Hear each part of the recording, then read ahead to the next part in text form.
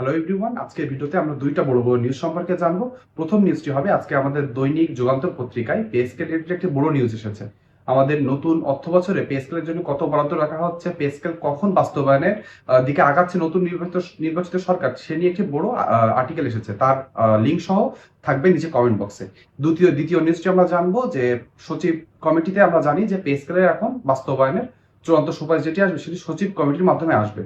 সচিব কমিটির মাধ্যমে শোনা যাচ্ছে যে আমাদের যে আগে যে চূড়ান্ত সুপারিশটি ছিল, যেটি 20তম গ্রেডে 20,000 টাকা করার প্রস্তাবনা দেওয়া হয়েছিল, সেখান থেকে অনেক কমিয়ে আনা হচ্ছে, সকল গ্রেডে কমিয়ে আনা হবে। একটা কথা শোনা যাচ্ছে যে 20তম গ্রেডে 14 থেকে 15,000 নিয়ে আসা হবে বেসিকটি। এ নিয়ে কি আপডেট রয়েছে সেটি জানিয়ে নিব এই ভিডিওতে। এই দুইটা বড় বড় আপডেট আমরা জানবো, অল্প সময়ের ভিতরে শেষ করে দিব। তাহলে চলুন দেরি না করে আমরা ভিডিও মেন অংশে চলে যাই। আমার কাছে যে রিপোর্টটি রয়েছে সেই রিপোর্ট থেকে আপনাদেরকে জানিয়ে দিই আজকে পে স্কেল রিলেটেড সর্বশেষ কি আপডেট রয়েছে। আমরা মেন ভিডিওতে চলে এসেছি। আপনাদেরকে মেন ভিডিওতে যাওয়ার আগে 2টা সেকেন্ড সময় নিয়ে নিব। এখানে একটি ফটো কার্ড দেখতে পাচ্ছেন, আপনি খেয়াল করে দেখতে পাবেন প্রায় 70% মানুষ যারা আমার ইউটিউব চ্যানেলটি দেখে থাকেন, ভিডিও রেগুলার দেখে থাকেন, তারা আমার ইউটিউব চ্যানেল সাবস্ক্রাইব করেন না। আপনাদের কাছে করজনীয় অনুরোধ থাকবে যে আমার ইউটিউব চ্যানেলে আপনি সাবস্ক্রাইব করলে পে স্কেল রিলেটেড সত্য এবং অথেন্টিক নিউজ সবসময় পেয়ে যাবেন। এই জন্য বলবো দয়া করে ইউটিউব চ্যানেলটি যারা এখনো সাবস্ক্রাইব করেন সাবস্ক্রাইব করে দিবেন। সাবস্ক্রাইব করার পর পাশে বেল আইকনটি যেটি রয়েছে ওটি টিপে দিবেন এবং ভিডিওটিতে লাইক করে দিবেন। কমেন্ট বক্সে আলহামদুলিল্লাহ লিখতে ভুলবেন না, কারণ আমরা জানি মহান আল্লাহ চাইলে কিন্তু পে স্কেল খুব তাড়াতাড়ি বাস্তবায়ন হয়ে যাবে। এই অর্থ বছরে চলতি অর্থ বছরে পে স্কেল বাস্তবায়ন হয়ে যেতে পারে। এই জন্য অবশ্যই কমেন্ট বক্সে আলহামদুলিল্লাহ লিখবেন। তাহলে চলুন আমরা আর দেরি করবো না, পে স্কেল রিলেটেড সর্বশেষ আপডেটগুলো জেনে নিব। প্রথম আপডেটটি আমরা জানবো যে আজকে দৈনিক যুগান্তর পত্রিকায় কি কি বিষয় রাখা হয়েছে। সেখানে বলা হয়েছে, আপনি এখানে একটা ফটো কার্ড দেখতে পাবেন। এখানে বলা হয়েছে নির্বাচনী যে ইশতেহারগুলো ছিল, অর্থাৎ বিএনপি ক্ষমতায় আসার আগে যে ইশতেহার তুলে ধরেছিল, সেই ইশতেহার বাস্তবায়নের জন্য কিন্তু একটি বড় বাজেট আসতে চলেছে। আমরা জানি নির্বাচনী ইশতেহারের ভিতরে কিন্তু পে স্কেল রিলেটেড একটি ইশতেহার ছিল। সেখানে বলা ছিল যথাসময়ে পে স্কেল বাস্তবায়ন করা হবে। সেদিকে হাঁটছে নতুন নির্বাচিত সরকার। আমরা জানতে পেরেছি যে ওখানে বলা হয়েছে যে 25 থেকে 30,000 কোটি টাকা প্রাথমিকভাবে এবং প্রথম ধাপে বাস্তবায়নের জন্য এই অর্থ বছরে বাজেট টাকার কথা বলা হচ্ছে। ঠিকই শুনেছেন, 25 থেকে 30,000 কোটি টাকা। আর আরেকটি বিষয় রয়েছে যে যেহেতু পে স্কেলটি পুরোপুরি বাস্তবায়ন হতে 1 লক্ষ কোটি টাকার প্রয়োজন হবে, এজন্য কিন্তু সরকার একবারে এত অর্থ দিতে পারবে না। এজন্য কিন্তু শুধু বেসিক আকারে প্রথমে আমরা 2026 সালের জুলাই মাস থেকে পে স্কেল বাস্তবায়ন হতে দেখতে পাই।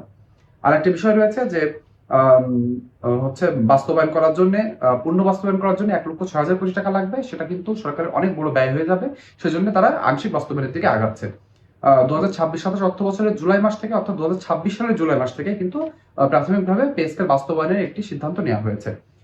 বৈশ্বিক অর্থনৈতিক একটি চাপ থাকলেও নতুন নির্বাচিত সরকার পে স্কেল বাস্তবায়নের দিকে আগাচ্ছে। কিন্তু কেননা অর্থমন্ত্রী কিন্তু বলেছেন পে স্কেল এখন সময়ের দাবি।